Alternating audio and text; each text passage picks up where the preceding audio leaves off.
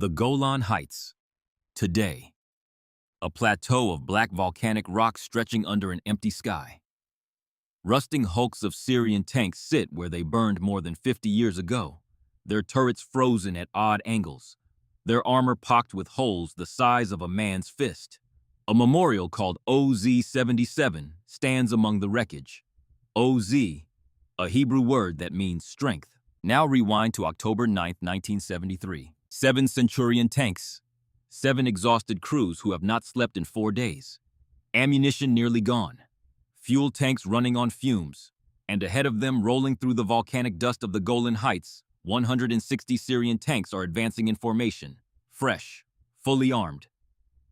The strategic reserve of Damascus, including the elite Republican Guard. Behind those 7 Israeli tanks lies a valley 3.5 miles long. The soldiers who fought there would give it a name. They would call it the Valley of Tears. On this morning, that valley holds the smoldering carcasses of more than 260 Syrian tanks destroyed in 4 days of the most desperate fighting since the Second World War. The crews inside those 7 tanks understand the math. If they fail, Syrian armor will reach the northern Israeli settlements in a matter of hours. 12 kilometers. That is all the distance between this hilltop and Israeli homes, between this ridgeline and the end of everything they know. But before we can understand how 7 tanks faced 160 and survived, we need to go back 72 hours. To the moment when the Yom Kippur War erupted with calculated precision, catching Israel completely unprepared. To the men who would fight in this valley. To the decisions, the mistakes, and the acts of defiance that would determine whether Israel lived or died. This is the story of the Valley of Tears. In June of 1967, Israel won a war in 6 days. It was the kind of victory that rewrites a nation's understanding of itself. Israeli forces shattered the armies of Egypt, Jordan, and Syria in a campaign so swift, so decisive, that military academies around the world would study it for decades. On the northern front, Israeli troops stormed the Golan Heights, a volcanic plateau that Syria had used for years as a firing platform. Syrian artillery had rained shells on Israeli fishermen on the Sea of Galilee and farmers in the Hula Valley below, sometimes for no reason at all, sometimes just because they could. In a costly uphill assault, Israel swept the Syrian defenders from the heights and ended the threat.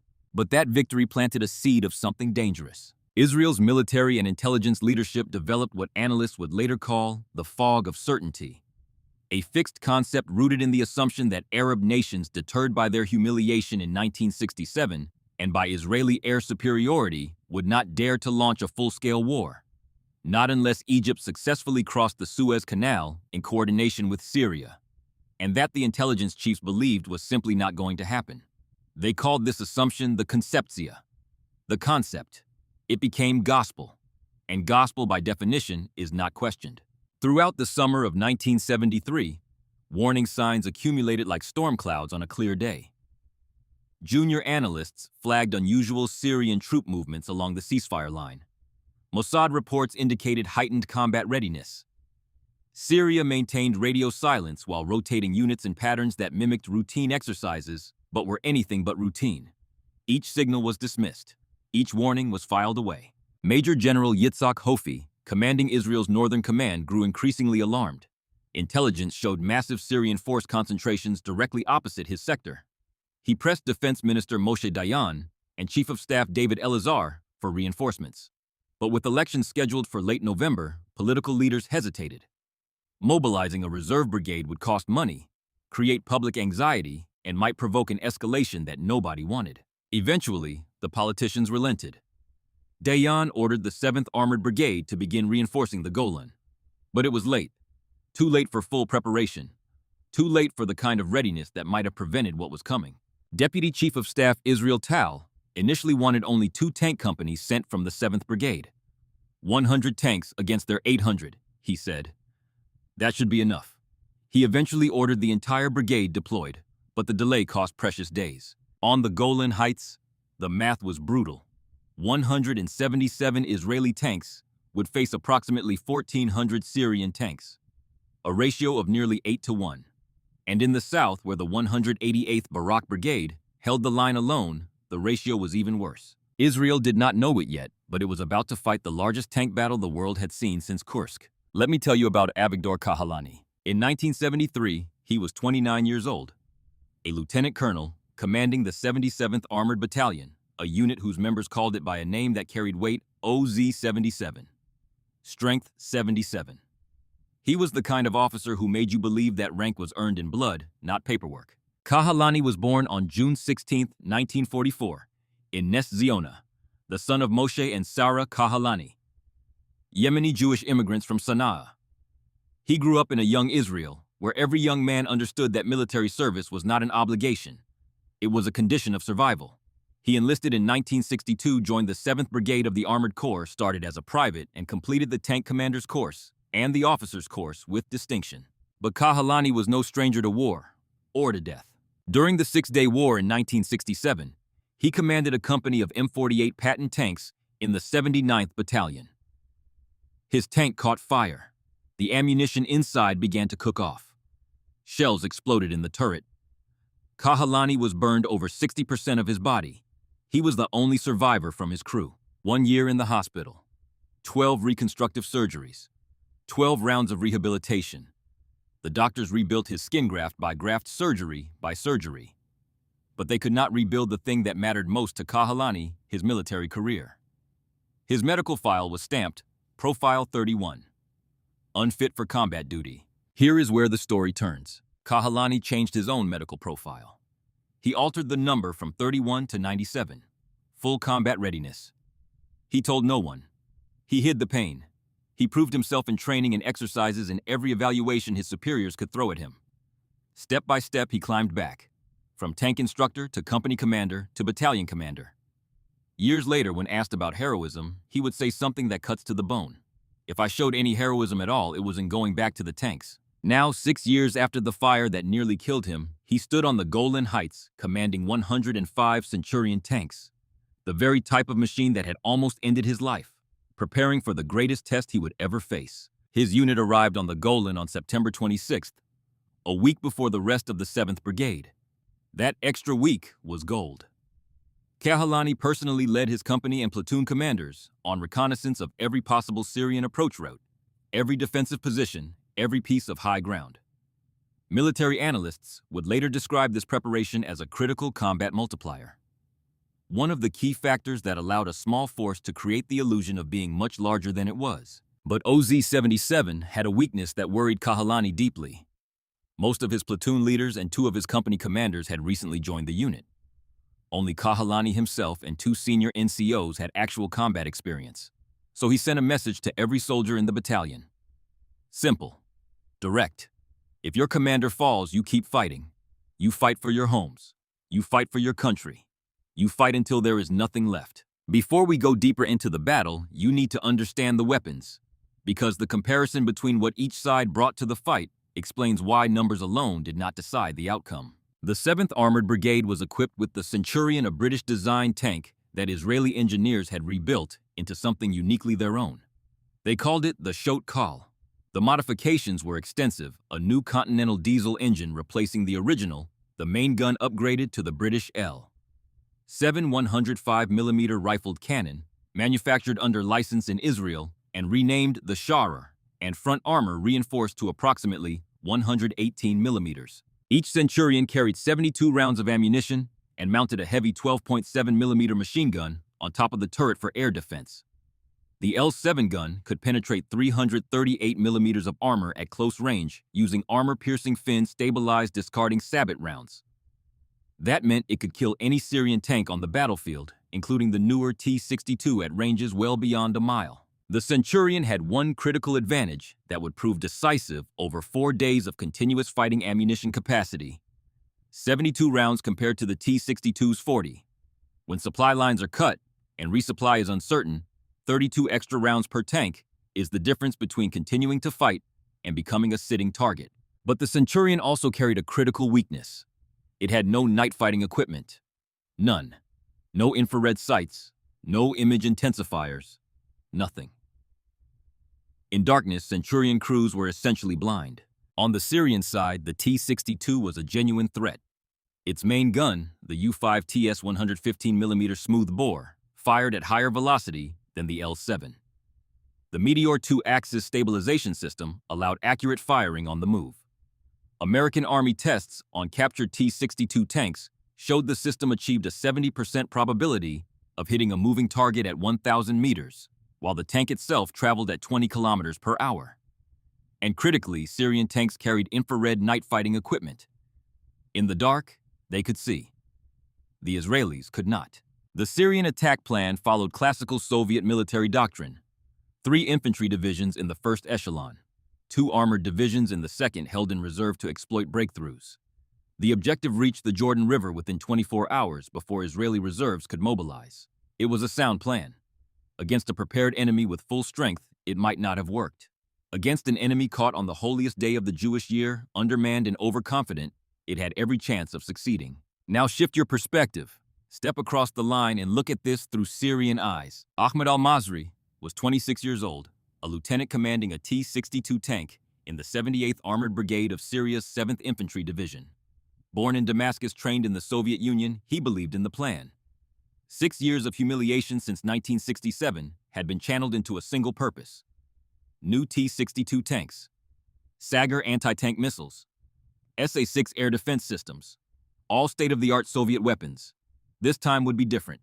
But there was something no one said aloud. The centralized command structure inherited from the Soviet model required every significant decision to flow upward. Battalion and company commanders had no authority to adapt. Every change to the plan required approval from above. This was a source of strength when everything went according to plan, and a fatal weakness when the plan fell apart. Al-Masri knew this. He had studied enough military history to understand that battles rarely follow their scripts. But in the Syrian military, and especially under the Assad regime, questioning the plan meant questioning the leadership.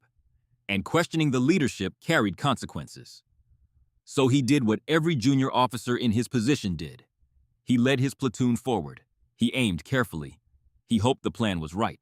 October 5th, 1973. The eve of Yom Kippur, the holiest day in the Jewish calendar. The Day of Atonement. Chief of Staff David Elazar issued Alert Gimel, recalling regular forces from leave and mobilizing reserves. But many soldiers arrived late. 24 hours of Yom Kippur was the most sacred time of the year. Some defenders were still fasting when the war began. At 10 in the morning on October 6th, the day of Yom Kippur itself, Colonel Avigdor Ben-Gal and other brigade commanders met with General Hofi at the Nafak headquarters on the Golan. Hofi delivered the intelligence assessment. Syria would attack that day. Estimated time 6 in the evening. Ben-Gal had sensed this was coming. He had already ordered his artillery to survey the area and prepare fire tables. He summoned his battalion commanders to review battle plans. Without informing his superiors, he personally took them to inspect the front line.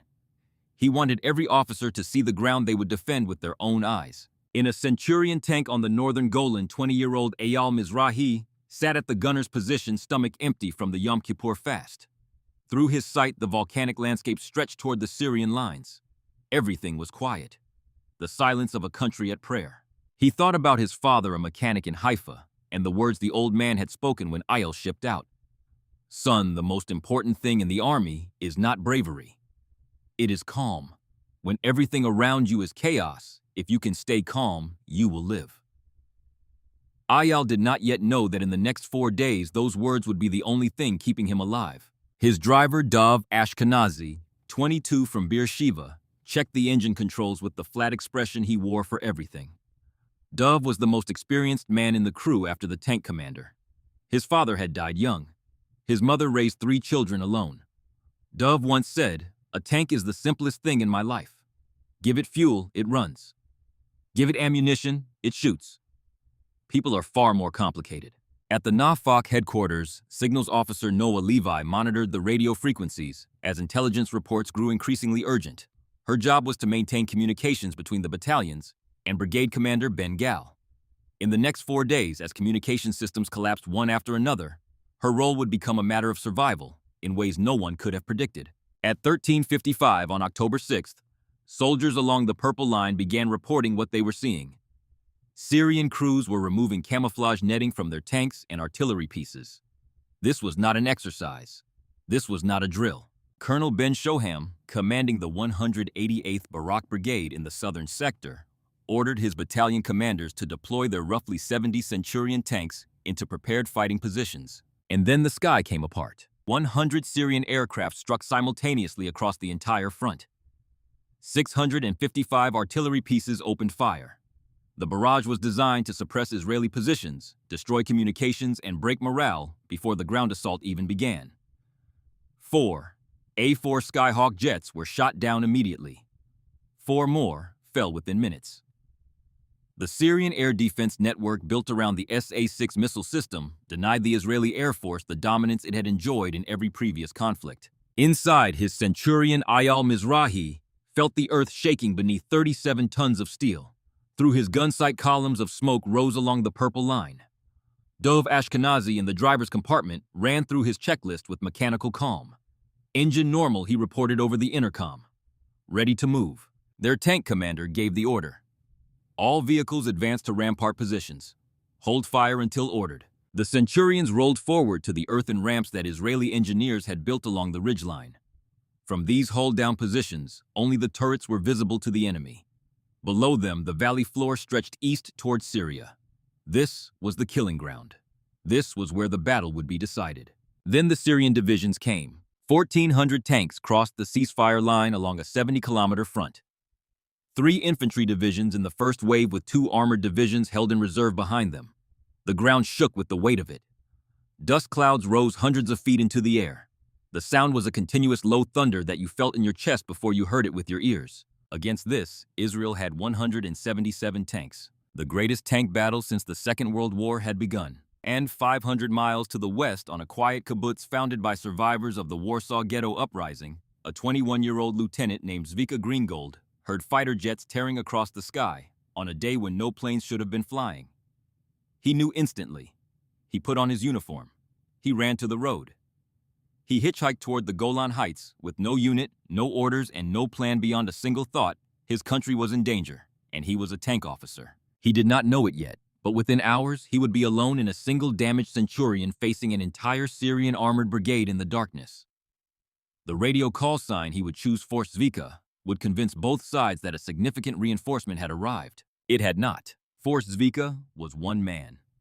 And one man was about to change the course of a battle. When darkness fell on the Golan Heights on the evening of October 6th, the battle changed. Everything that had favored the Israelis during the daylight hours vanished with the sun.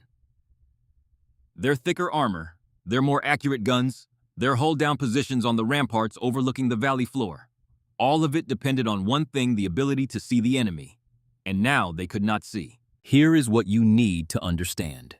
After 12 straight hours of combat, Israeli artillery had exhausted its illumination rounds. The flare stocks that were supposed to light up the valley at night were gone. Everything the Centurion excelled at during daylight disappeared the moment the sun set. The Israeli tanks were designed for a war fought in sunshine. Darkness made them blind. The Syrians, on the other hand, could see. Every T-62 in the Syrian arsenal carried infrared night fighting equipment. In the dark, Syrian gunners could pick out targets at several hundred meters. Israeli gunners could see nothing but black. The technological gap that barely mattered during the day became a death sentence after sunset. Syrian tanks pressed forward through the darkness, crawling up the slopes toward Israeli positions. The anti-tank ditch and minefield slowed them, buying minutes that felt like hours. When a Syrian tank hit a mine, the explosion briefly lit the landscape. When a Syrian tank burned, the flames cast a flickering orange glow across the volcanic rock. And in those moments of borrowed light, Israeli gunners found their targets. This is the image that haunts every survivor of the Valley of Tears. They fought by the light of dying enemy tanks. Each kill created the illumination for the next. A T-55 would explode 200 meters away, and in the sudden flare of burning diesel and ammunition, the gunner would catch the silhouette of another tank crawling forward behind it.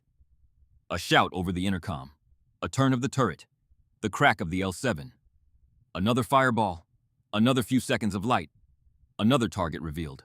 Ayal Mizrahi pressed his face against the rubber eyepiece of his gun sight and saw nothing. Absolute darkness. Then a Syrian tank erupted into flame 200 meters to the right, and in that instant of orange light, he spotted a T-55 advancing at his 2 o'clock. Target tank 2 o'clock, 250 meters. The L7 roared. The round punched through the T-55's front plate. Another fire bloomed, and behind it, two more Syrian tanks materialized from the dark like ghosts. Dove Ashkenazi, without waiting for an order, reversed the Centurion back behind the rampart. Shoot and scoot. Fire and disappear before the enemy pinpoints your muzzle flash. They had trained for this 1,000 times. But training never included the smell.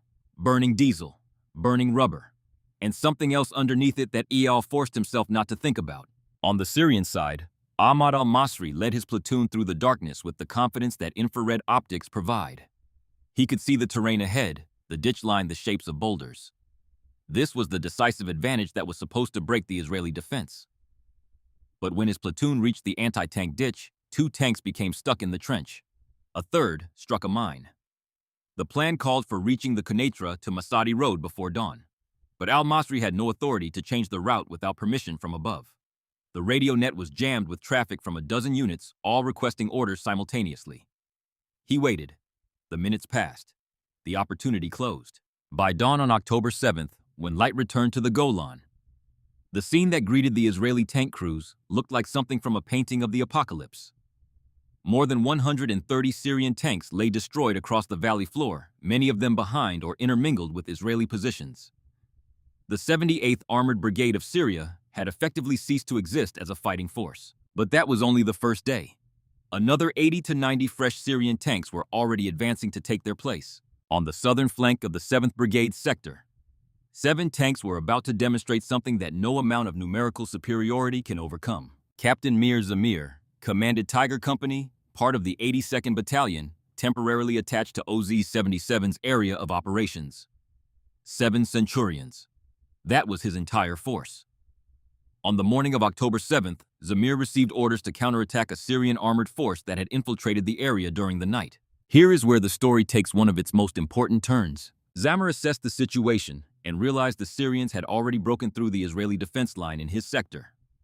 A counterattack into an enemy that had already penetrated would be charging straight into prepared positions. So, he made a decision that no Syrian officer of equivalent rank could have made. He disobeyed his orders. Instead of counterattacking, he established a hasty defensive position and waited for the Syrians to come to him. They came. 7 Centurions hulled down behind ridgeline cover, opened fire at close range on a Syrian armored column that did not know they were there. The engagement was devastating. 30 Syrian tanks destroyed. 2 companies of armored personnel carriers gone. 20 additional vehicles burning.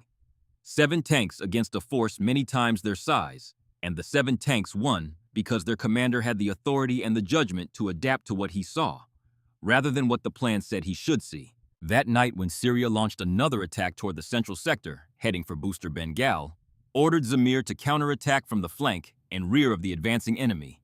7 tanks struck from a direction the Syrians did not expect. The attack collapsed. While Kahalani and the 7th Brigade held the northern sector through skill and determination, a catastrophe was unfolding 12 kilometers to the south. And the consequences of that catastrophe would set in motion a chain of events leading to the most decisive moment of the entire battle. But that moment could only happen because of the sacrifice of men who knew they were already lost. The 188th Barak Brigade was the standing garrison of the Golan Heights. They had been stationed there throughout 1973. They knew every rock, every ridge, every approach route. No unit in the Israeli army understood this terrain better. But no amount of familiarity with the ground can compensate for facing 18 times your number. 500 Syrian tanks and 700 armored personnel carriers struck the southern sector in a concentrated assault. To grasp the scale, consider that 500 tanks lined up end to end would stretch for 3.5 kilometers. The Barak Brigade opposed this with approximately 65 Centurions, a ratio of nearly 8 to 1 before counting Syrian artillery, infantry, and air support. The defenders fought back with everything available. Minefields and artillery destroyed dozens of Syrian tanks in the initial assault waves. Israeli tanks used hit-and-run tactics, firing from prepared positions and then relocating before the enemy could fix their location. This may have prevented Syria from overwhelming the southern Golan on the first night because the Syrians believed they were facing a much larger force than actually existed. But the sheer weight of the assault guaranteed that defensive positions would be overrun. By the morning of October 7th, the Barak Brigade had approximately 15 operational tanks remaining. 9 out of 10 brigade officers had been killed or wounded. Colonel Yitzhak ben Shoham was 37 years old. He had a wife named Esther and a son named Matan. He had fought in the Six-Day War, started as a deputy battalion commander, and taken over command on the second day of that conflict. Now he looked at what remained of his brigade and understood that it was a handful of tanks fighting for their lives along the Tap Line Road. He gathered his survivors. He led them in a blocking action, slowing the Syrian advance toward the Nafaq headquarters. Isolated, reduced to a dozen tanks, facing thousands of Syrian armored vehicles, Ben Shoham transmitted one final radio message to his soldiers. "Jews, fight for your survival." Then he stood up in his turret hatch. It was the act of a commander who needed to see the battlefield with his own eyes, who needed to direct fire personally, who refused to fight from behind armor when his men were dying. He fired at Syrian tank crews scrambling from their burning vehicles. He scanned the hills with his naked eyes, searching for Syrian commandos. A burst of 7.62mm machine gun fire found him. Colonel Yitzhak Ben Shoham died standing in his turret. His deputy brigade commander was killed in a separate action the same day. The operations officer was killed as well. In the space of hours, the 188th Barak Brigade lost its commander, its deputy commander, and its operations officer. This was not merely a military loss. It was the total collapse of a command structure. A brigade without a commander, without a deputy, without an operations officer. Only isolated tank crews fighting private battles with no coordination, no communication, no plan beyond survival. The Barak Brigade fought what military historians call a sacrificial resistance. They traded lives for time, and that time, purchased at an almost unimaginable price, would prove to be the margin that saved the Golan. Because somewhere in the wreckage of the 188th Brigade, two men were about to enter this story. One was on his honeymoon in Nepal. The other was frantically repairing damaged tanks at the Nafaq maintenance depot. But before they could arrive, the Golan had to survive its closest brush with total defeat. With the Barak Brigade effectively destroyed, Syrian tank units broke through to the Nafaq headquarters itself. Not to the approaches, not to the perimeter, to the buildings. A T-55 tank drove straight into the command building of Brigadier General Raphael Eitan, the commander of the 36th Division. The same Raful Eitan who had fought as a Palmach officer in the 1948 War of Independence, who had commanded paratroopers in the 1956 Sinai Campaign and the 1967 Six-Day War, who had been wounded 4 times in combat. Now a Syrian tank was inside his headquarters compound. The T-55 was destroyed by the last operational Israeli tank in the area. That tank belonged to Zvika Greengold's force, the same 21-year-old lieutenant who had hitchhiked to the Golan with no unit and no orders, who had been fighting for over 20 hours straight, who had changed tanks half a dozen times when each one was knocked out beneath him. At the moment when the entire southern Golan was about to collapse, Greengold was there. For several terrifying minutes, Syrian tanks roamed around the Israeli divisional headquarters. The situation was so desperate that maintenance crews at the Nafaq repair depot climbed into 2 Centurions that had no tracks tanks that could not move and used them as stationary gun platforms. Others grabbed bazookas and fired at Syrian armor at point-blank range. They destroyed several tanks before being overwhelmed. Eitan evacuated his headquarters to an improvised location to the north. After the war, he told his soldiers something that carried the weight of absolute truth. If we had not stopped the Syrians on the Golan Heights, the state of Israel would have been destroyed. This division saved Israel from defeat, from catastrophe. I want to emphasize and make clear to you, you saved the people of Israel. The night before, Dayan and Elazar had made a plan to attack the Syrian force. The next day, the Israeli reserve units arrived just in time. Seeing Syrian tanks around the headquarters compound, they immediately opened fire and attacked, scattering the Syrian force. The night before, Dayan and Elazar had made the decision to allocate Israel's last available reserve division to the Northern Command. That decision, made in the small hours when the full scale of the disaster was becoming clear, may have been the single most consequential order of the entire war. The third day brought a new kind of fear. On October 8th, Syria introduced the Sagger anti-tank guided missile in significant numbers for the first time in the battle. The Sagger was a wire-guided weapon weighing about 11 kilograms, operated by a 2 or 3 man infantry team that could hide among the volcanic rocks and remain nearly invisible. Effective range 500 to 3,000 meters. Armor penetration 400 millimeters. Enough to destroy any tank on the battlefield. Israeli tank crews suddenly found themselves under attack from directions they did not expect. The missiles came not from enemy tanks, but from infantry teams hidden in positions where no tank could see them. No engine noise to provide warning. No headlights, just a thin white smoke trail streaking across the landscape before impact. Tank crews became especially vulnerable at night when they could not spot the infantry teams creeping into firing positions. The Sagger would earn a legendary reputation in the immediate aftermath of the war.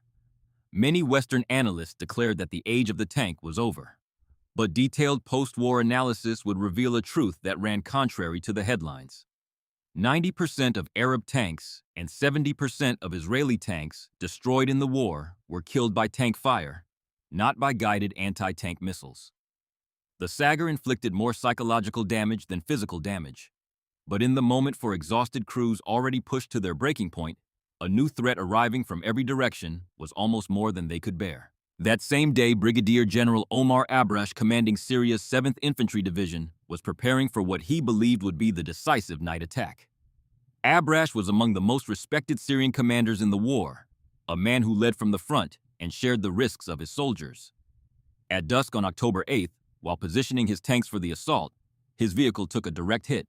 Abrash was killed. Within 24 hours, both sides had lost senior commanders at the brigade and division level. Ben Shoham on the Israeli side, October 7th. Abrash on the Syrian side, October 8th. Both were courageous officers. Both led from the front. Both paid with their lives. But the response of each system to the loss revealed the fundamental difference that would decide the battle. On the Israeli side, when Ben Shoham fell, subordinate commanders immediately assumed responsibility. Remnants of the Barak Brigade were absorbed by the 7th Brigade. Ben Gal found himself simultaneously commanding elements from multiple shattered units. Chaotic, yes. But it was organized chaos, functional chaos, because Israeli military culture permitted and even encouraged initiative at every level. On the Syrian side, Abrash's death created a command vacuum that could not easily be filled. Subordinate commanders lacked the habit and the authority to fill the gap on their own. They waited for orders from above. And while they waited, the tactical moment passed. By the end of October 8th, the 7th Armored Brigade had fewer than 45 operational tanks, down from 105 at the start. More than half the force destroyed in 2 days. Fuel was critically low. Ammunition was running out. Tanks had to withdraw to emergency resupply points to load fuel and shells in frantic haste each trip, meaning an empty defensive position. Syrian artillery had identified Israeli positions and was inflicting the majority of casualties. The brigade had lost approximately 50 killed and many more wounded. Soldiers had been fighting for 3 days with almost no sleep. According to post-war memoirs, many had reached the outer limits of human endurance. Hands trembled while loading rounds. Eyes blurred behind gun sights. Ears rang from constant shelling. Bodies reacted a half-beat slower than they should, and on a battlefield that half-beat was the distance between living and dying. Between the assault waves, Israeli forces conducted desperate maintenance operations. Damaged tanks were towed to the rear. Repair crews worked around the clock, cannibalizing parts from destroyed vehicles to get anything running. Tank crews received replacement vehicles from the emergency reserve depot, often machines they had never operated before, crewed by whoever was available. Drivers who had never sat in a particular tank model. Gunners who did not know the peculiarities of their weapon. Loaders who had to learn the ammunition stowage layout in combat. Tanks drawn from storage had not been bore-sighted and needed calibration before they could shoot accurately. Ammunition reserves in the northern sector had been calculated to supply only the Barak Brigade, creating a shortage that weakened Israeli combat power throughout the battle. Many tanks went into action carrying only a third of their standard ammunition load. At the Nafak headquarters, Noah Levi watched the communications chaos unfold. Tank crews from different units operated on different radio frequencies. Standard communication networks collapsed as soldiers from one battalion were forced to fight alongside another. Brigade signals officers worked frantically to bring surviving tanks onto a single command frequency so that Ben Gal could coordinate what little he had left. Kahalani moved constantly between positions, appearing before his exhausted soldiers in person, speaking over the radio with the same calm tone he had used on the first day. His message never changed. You are defending your homes. You are defending your families. The enemy is advancing toward the settlements of northern Israel, and you are all that stands between them and everything you love. On the other side of the line, Major Khalil Hamdan of the 71st Republican Guard Armored Brigade received orders from Damascus. Prepare for the decisive assault.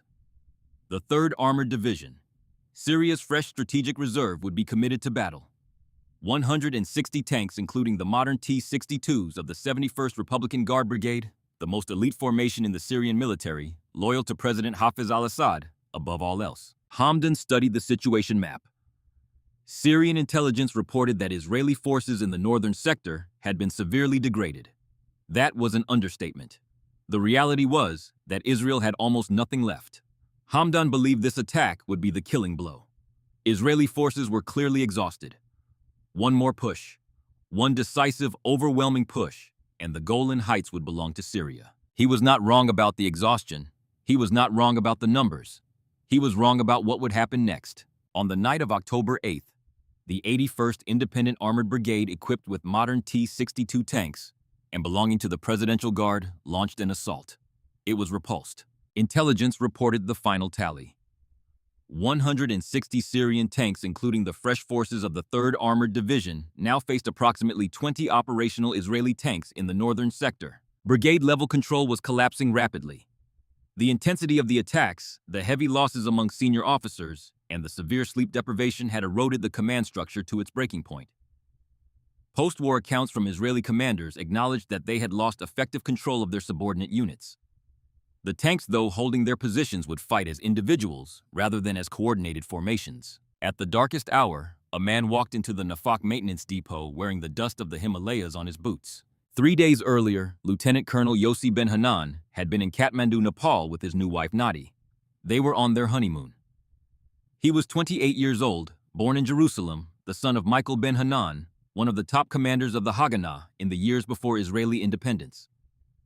In 1967, as a young lieutenant serving as operations officer for the 7th Armored Brigade, Ben Hanan had been photographed standing in the Suez Canal holding a captured AK-47. That image had made the cover of Life magazine. It became one of the iconic photographs of the Six-Day War. Now, 6 years later, he was supposed to be climbing mountains with the woman he loved. When the news reached Kathmandu on October 6th that Syria and Egypt had launched a coordinated surprise attack on Israel on Yom Kippur, Ben Hanan did not hesitate. He and Nadi abandoned their backpacks. They caught flights through Delhi, through Bombay, through whatever connection would get them west. He arrived in Israel and drove north immediately. He reached the Golan Heights on October 8th. What he found was devastation. The 188th Barak Brigade, his former unit, had been annihilated. Its commander, Colonel Ben Shoham, was dead. The deputy commander was dead. The operations officer was dead. Of the 75 Centurion tanks the brigade had deployed 4 days ago, almost none remained operational. The command structure that had held the southern Golan together had simply ceased to exist. But at the Nafaq maintenance depot, a man named Shmuel Askarov had been performing a quiet miracle. Askarov, the deputy commander of the 53rd Battalion, was one of the few surviving officers from the Barak Brigade. While the battle raged, he had been working without sleep, pulling damaged Centurions into the repair bay, cannibalizing parts from wrecks that were beyond saving, reassembling engines and tracks and gun systems from whatever components he could find. He scrounged crews from the human wreckage of the battle-wounded men, who could still fight soldiers separated from their units. Volunteers who had driven up from the rear with no orders and no assignment, just the knowledge that they were needed. 13 tanks. That is what Askarov had assembled. 13 Centurions patched together from the ruins of a destroyed brigade, crewed by men who had never served together before. Drivers who did not know the machines they were sitting in. Gunners who had not calibrated the weapons they would fire.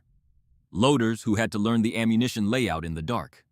What they needed was a commander who could take this collection of spare parts and strangers and turn it into a fighting force. Yossi Ben Hanan walked in, looked at what was available, and took command. On the morning of October 9th, Ben Hanan led his 13 tanks toward Booster Hill in the southern sector. Intelligence indicated that the Syrian 81st Independent Armored Brigade, equipped with modern T-62 tanks, was advancing through this area. The 81st was part of the Presidential Guard, one of the elite formations in the Syrian military. They expected no serious opposition. The Barak Brigade was gone. The southern Golan, as far as Syrian intelligence could determine, was open. They were wrong. Ben Hanan struck the flank of the 81st Brigade. 13 patched-together Centurions firing from hull-down positions on Booster Hill caught the Syrian column from a direction it was not expecting. The effect was devastating and immediate. Syrian tank crews, believing they had broken through the last Israeli resistance, suddenly found armor-piercing rounds slamming into their flanks where the T-62's armor was thinnest. Panic spread. Crews abandoned their tanks and fled on foot toward their own lines. The Syrian command, receiving reports of a significant Israeli armored force appearing in a sector they believed was empty, concluded that fresh Israeli reserves had arrived in strength. They had not. It was 13 repaired tanks with scratch crews commanded by a man who 72 hours ago had been looking at the Himalayas with his wife. But the psychological impact was real. The 81st Brigade's assault was broken. And in the northern sector where Kahalani and the 7th Brigade were fighting their last stand, the pressure eased just enough to matter. Stop for a moment. Picture the Golan Heights from above. In the north, the 7th Armored Brigade is holding on with fewer than 20 operational tanks. In the south, the Barak Brigade no longer exists as a formation. Its survivors have been absorbed into other units. The Nafak headquarters nearly fell to a Syrian tank that drove into the command building. Reserves are on the way but have not arrived in sufficient numbers. And from the east, 160 fresh tanks of the Syrian 3rd Armored Division are advancing. Damascus has committed its final strategic reserve, including the 75th Republican Guard Armored Brigade, the most elite formation in the Syrian order of battle. This is the blow that Syria believes will end the battle for the Golan Heights. The distance from the front line to the nearest Israeli settlement, 12 kilometers. The time it would take Syrian tanks to cover that distance if the defense collapses, less than 1 hour. In the Valley of Tears, Kahalani organized a hasty U-shaped defense with the remaining tanks drawn from multiple battalions. OZ-77, the 75th Battalion, the 82nd Battalion. Tanks from 3 different units, crews mixed and matched ammunition at 1/3 capacity, fuel, nearly empty soldiers who had not slept in 4 days. At the most critical moment, according to memoirs and military records, only 7 Israeli tanks remained operational to block the Syrian advance along the main axis. 7 Centurions facing elements of the 3rd Armored Division, advancing on the Kunitra to Masadi Road. 7, not 70. Not 7 battalions. 7 tanks, each carrying 4 or 5 exhausted Israeli soldiers. A total of approximately 30 to 35 human beings standing between a Syrian armored division and the survival of their nation. Kahalani understood the tactical reality with brutal clarity. If Syria took this ground, they would have an open road to the Galilee and the settlements of northern Israel. There was no defensive line behind him. There were no reserves close enough to intervene. 12 kilometers. That was everything. Colonel Ben Gal ordered Kahalani to retake the rampart overlooking the Valley of Tears. The order sounded simple. Advance up the hill and reoccupy the firing positions. But advancing up meant exposing 7 nearly empty tanks to 160 Syrian tanks. It meant cresting a ridgeline where every vehicle would be silhouetted against the sky. It meant driving toward the largest concentration of enemy armor that any of them had ever seen. Communications chaos made the situation worse. 3 battalion headquarters were operating on 3 separate radio frequencies. Individual tank crews were engaging whatever targets appeared without coordination. The brigade communications network had effectively collapsed. At the Nafak headquarters, Noah Levi and the signals team worked desperately to consolidate surviving tanks onto Kahalani's command frequency. This may have been the single most important action of that morning. Without unified communications, 7 tanks would fight as 7 individuals. With it, they could fight as one force. When the order to advance was transmitted, the exhausted crews hesitated. This was every commander's worst nightmare made real. Kahalani ordered his tank forward. His Centurion began to move up the slope, and he realized he was advancing alone. The soldiers in the other 6 tanks, physically and mentally destroyed after 4 days of continuous combat without sleep, without adequate food, with ammunition running out, and friends dying around them, simply did not respond. It was not cowardice.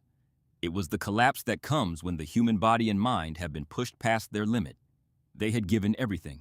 There was nothing left to give. Kahalani spoke over the radio. He did not scream. He did not threaten. He spoke to them as brothers. He reminded them of what lay behind them. Their homes, their families, the children sleeping 12 kilometers away. Every man in every tank shared the same responsibility, not as soldiers following orders, but as fathers and sons and brothers defending the people they loved. His tank kept moving. Alone on the slope, climbing toward the crest where 160 Syrian tanks waited. Then one by one the other tanks began to follow. When Kahalani's Centurion crested the hill, he found himself face to face with 3 Syrian tanks at close range. His gunner destroyed the first, then the second at 50 meters. When the third Syrian tank swung its turret toward Kahalani's vehicle, his gun jammed. For a frozen instant, 29-year-old Avigdor Kahalani, the man who had burned in 1967 and fought his way back to the tanks, stared down the barrel of a Syrian cannon with no way to fire back. The Syrian tank exploded. It had been hit by one of the Israeli tanks that had followed Kahalani up the hill. The soldiers who had hesitated were now fighting beside their commander. Eyal Mizrahi, inside one of those 7 tanks, fired his second-to-last round and watched a T-62 erupt through his gun sight. Dov Ashkenazi kept the tank moving continuously. Fire, reverse, reposition fire, again. The technique they had practiced hundreds of times in training was now being executed on instinct because conscious thought had become too slow for the speed of the engagement. Kahalani identified a tactical opportunity, a gap between 2 battalions of the 71st Republican Guard Brigade. By attacking through that gap, the small Israeli force disrupted the Syrian formation and forced them onto the defensive. Simultaneously, Ben Hanan's 13 tanks, having broken the 81st Brigade in the south, redirected toward the valley, creating the impression of a coordinated pincer movement. The Syrians saw dust clouds rising from multiple directions. They received reports of Israeli armor appearing on their flanks. The accumulated psychological weight of 4 days, the stiffening Israeli resistance that defied all logic. The unexpected flanking attacks, the losses among senior commanders, the communication delays inherent in their centralized system. All of it converged into a single moment of decision. The Syrian 3rd Armored Division halted its advance. Then it began to withdraw. 160 tanks, the strategic reserve of Damascus. The force that was supposed to deliver the killing blow turned around and drove east. They left behind them a valley choked with the wreckage of 4 days of war. 260 destroyed Syrian tanks littered the valley floor, some still smoking their turrets, blown open their tracks, thrown their crews, gone. The Battle of the Valley of Tears was over. When the smoke cleared, the numbers began to tell their story. Israel lost 250 tanks and nearly 800 soldiers killed on the entire Golan front. The Israeli Air Force suffered severe losses flying ground support missions against the Syrian air defense network. Pilots dove toward the battlefield to save the men on the ground, only to be cut down by SA-6 missiles. Syrian losses were far greater. More than 1,150 tanks destroyed. 118 aircraft shot down. Approximately 3,500 soldiers killed. The intensity of the fighting in the confined terrain of the Golan with modern weapons at close range produced casualty rates that recalled the most savage armored battles of the Second World War. But behind the numbers were human stories. Yossi Ben Hanan was wounded 4 times during the war. He refused evacuation each time. On October 12th, a Sagger missile struck his tank. The turret blew apart. He lay wounded on the battlefield behind enemy lines, unable to move. The man who rescued him from that no-man's land was Yonatan Netanyahu, a member of the elite Sayeret Matkal commando unit and the elder brother of future Prime Minister Benjamin Netanyahu. 3 years later, Yonatan Netanyahu would be killed leading the rescue of hostages at Entebbe, Uganda, in 1976. Ben Hanan named his daughter Yoni after the man who saved his life. Decades later, he said, "I think about that moment almost every day." Ben Hanan received the Medal of Courage, Israel's 2nd highest military decoration. After the war, he rose to the rank of Major General, the 2nd highest rank in the IDF. He commanded the 7th Armored Brigade itself, the same brigade he had fought alongside during those darkest days. Then he led the IDF's R&D division, the National Security College, and finally the entire Armored Corps. The man who abandoned his honeymoon to fly back to a battlefield would spend the rest of his career ensuring that Israel was never caught by surprise again. Zvika. Greengold, after more than 20 hours of continuous combat changing tanks, half a dozen times stepped out of his last Centurion at the Nafak base. Burned, wounded, exhausted beyond the capacity of his body to remain upright, he collapsed to the ground and whispered, "I can't anymore." He was 21 years old. An intelligence officer helped him to a medical station, where he finally received treatment for wounds that had gone untreated for the entire duration of his battle. Greengold received the Medal of Valor, the same highest decoration as Kahalani. He became one of only 8 recipients of that medal for the Yom Kippur War, and one of only approximately 40 people ever to receive it in the entire history of Israel. A 21-year-old officer with no unit who hitchhiked to the front, assembled 2 broken tanks and single-handedly held back an entire Syrian armored brigade. He later became the mayor of the city of Ofakim. Avigdor Kahalani received the Medal of Valor in 1975. His citation recognized extraordinary leadership and personal heroism in a difficult and complex battle, the outcome of which changed the course of the Golan Heights campaign. He retired as a brigadier general in 1992 and was later elected to the Knesset, Israel's parliament. He served as Minister of Internal Security.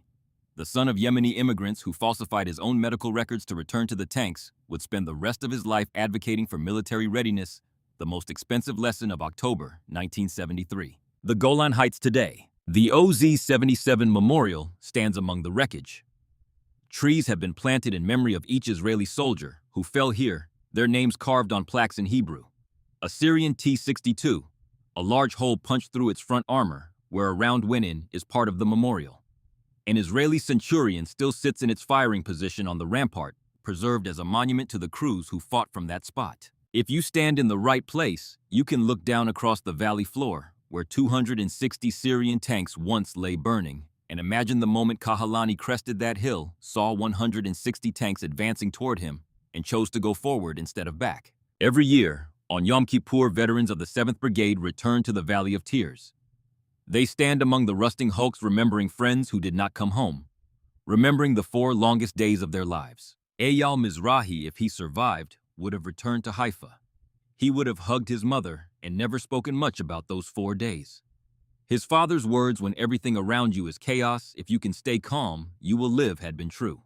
But Eyal would have learned something his father never said. Calm is not enough. You need comrades. You need commanders who know when to advance and when to pull back. You need the belief that you are fighting for something larger than yourself. Dov Ashkenazi. The quiet driver from Beersheba would have gone back to the Negev desert.